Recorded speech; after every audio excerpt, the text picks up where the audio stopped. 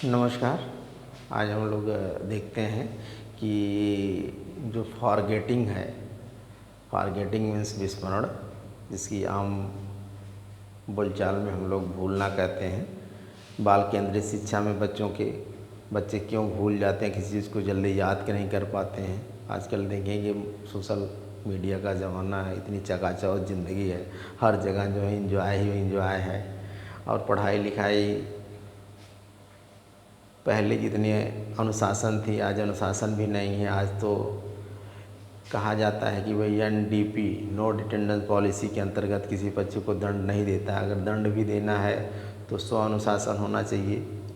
कहने के लिए तो है स्व अनुशासन, लेकिन अगर आप छोटे बच्चे को, जो आप समझ लीजिए नर्सरी से लेकर के क्लास 8 तक, अगर बच्चे को अनुशासन नहीं देते हैं तो बच्चे क्या होते हैं। आजकल आप देखें कि जो सरकारी विद्यालय हैं, उन विद्यालय में बच्चे का बेस ही कमज़ोर हो जाता है। जैसे जब बेस कमज़ोर हो जाए, बच्चे 9th में जाएंगे, भाई 8 तक तो आपको फेल नहीं करना है।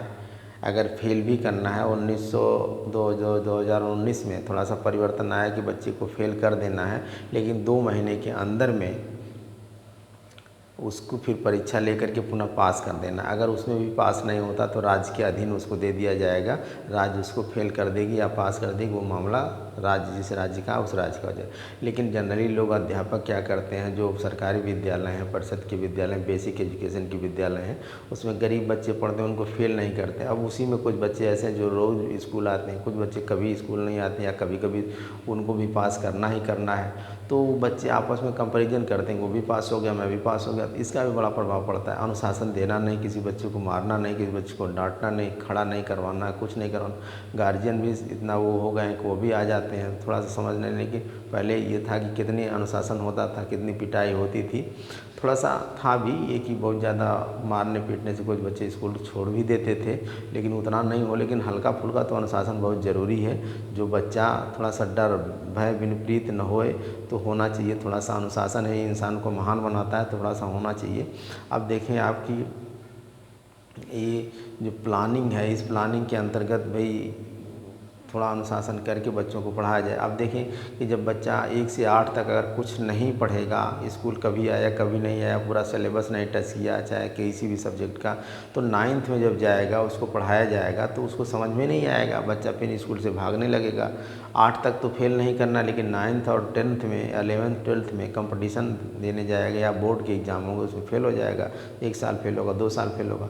तो वो चीज़ें समझ में आती हैं कि अगर आप देखें समाज में कि कोई मकान आपको बनाना है, नीचे की नींव आप मिट्टी की दे दें, हैं, मिट्टी की नींव बना करके ऊपर उसी पे जो है आप छत ईंटे का छत ला दें या गिट्टी सरिया बालू का छत ला दें, क्या मकान वो टिक पाएगा? नहीं टिक पाएगा। यही ना होता है, नहीं टिक पाएगा।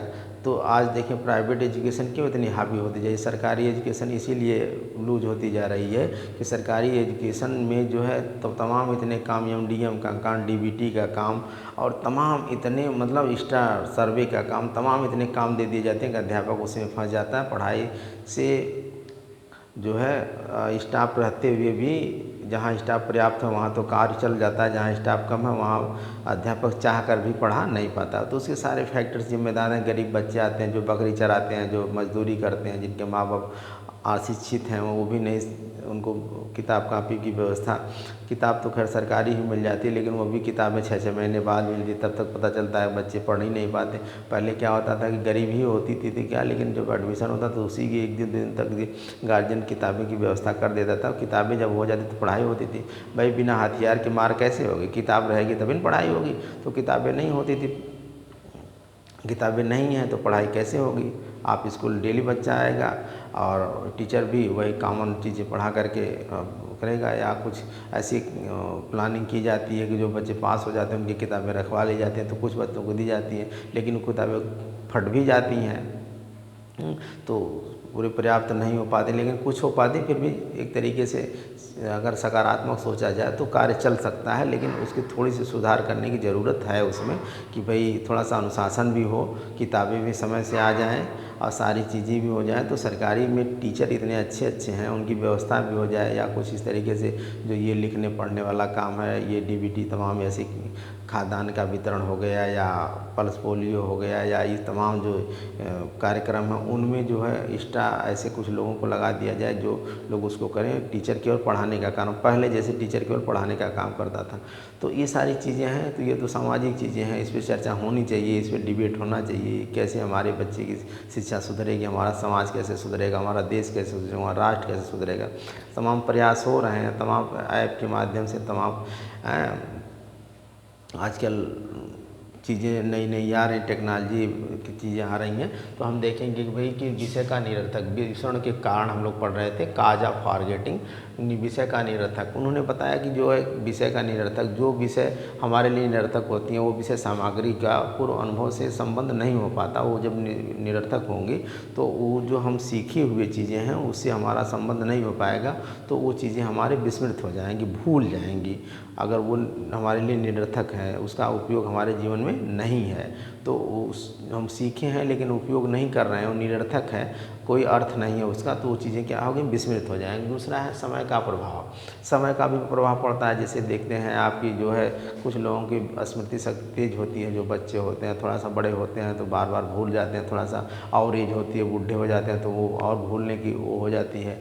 या इस तरीके से भी समय का भी प्रभाव पड़ता है, या थोड़ा सा याद करने में भी किसी चीज़ को पीरियड के में भी बीच बीच में अगर गैपिंग नहीं दिया जाएगा, क्योंकि लगातार उनको कर दिया गया तब भी उनको थोड़ा सा विस्मरण हो जाता, थोड़ा सा बीच बीच में रेस्ट भी देना चाहिए। तो समय का भी उसमें प्रभाव पड़ता है। बाधक क्रिया, बाधक क्रिया का भी प्रभाव पड़ता है। जैसे आप देखेंगे जो आपका पूर्व अनुभव है, अगर नवीन अनुभव दोनों को के बीच में तुरंत कोई सीखा हुआ अनुभव है और यानी प्राचीन परंपरा का सीखा हुआ अनुभव है, आपका पहले का सीखा हुआ अनुभव है, फिर नवीन अनुभव को आप सीखेंगे, दोनों के बीच में जो नवीन अनुभव आप सीखेंगे तो एक तरीके से उस अनुभव को सीखने में ये अनुभव दोनों में बाधा उत्पन्न होगी।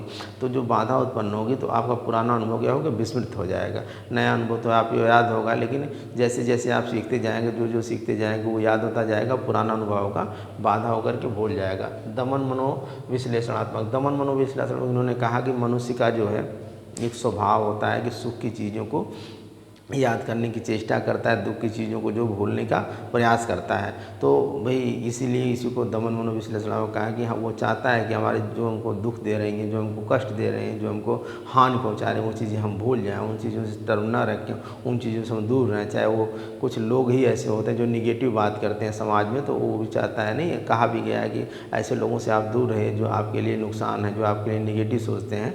तो यहाँ ये चीज़ें हैं। फिर अभ्यास की न्यूनता, अभ्यास की न्यूनता, अगर किसी चीज़ का हम अभ्यास नहीं कर रहे हैं, प्रैक्टिस नहीं कर रहे हैं, बच्चे प्रैक्टिस नहीं कर रहे हैं, तो वो भी चीज़ें भूल जाती हैं। कोई भी सब्जेक्ट हो, बार बार अभ्यास करने से वो चीज़ें याद रहती हैं, अगर नहीं करेंगे तो वो चीज़ें विस्मृत हो जाएंगी, भूल जाएंगी।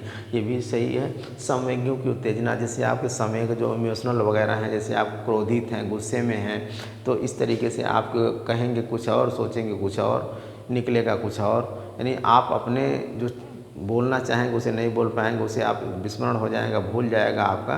तो इस तरीके से वो संवेगों की उत्तेजना का भी मानसिक आघात, अगर आपको कहीं चोट वगैरह लगी है, मानसिक आघात है, या आपको एक तरीके से दब्बू बना दिया गया, बराबर डांट डांट करके आप खड़ा हो रहे हैं बोलने के लिए, चुप रहो, बैठो, तुम ये नहीं कर सकते, तुम वो नहीं कर सकते, तुम ये नहीं, तुम्हारे बस का ये नहीं, तो उसको मानसिक आघात होगा, उसके दिमाग में इतना वो होगा कि वो बोल कर चाह कर भी डरते डरते डरते बोलेगा ही नहीं, उसको लगने लगेगा कि हाँ मेरे अंदर कमी है, इसलिए मुझे बार बार डांटा जा रहा है। इसीलिए बच्चों को आप कभी भी किसी बच्चे से तुलना मत कीजिए, बच्चों को कभी डांटिए मत।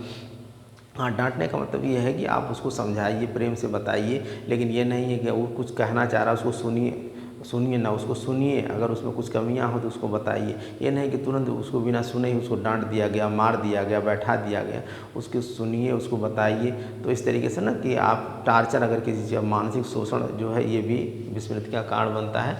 मादक द्रव्य आप देखेंगे जैसे शराब हो गया, जुआ, इस तरीके से भांग, गांजा, अफीम, ताड़ी, जितने भी मादक द्रव्य होते हैं ये भी विस्मृत हो जाते हैं। जब इसको लोग पी लेते हैं तो पता चलता है कि होश हवास खो बैठते हैं और कहना कुछ और चाहते हैं, कहते कुछ और। तो मादक द्रव्य भी एक तरह की विस्मृति का कारण बनता है।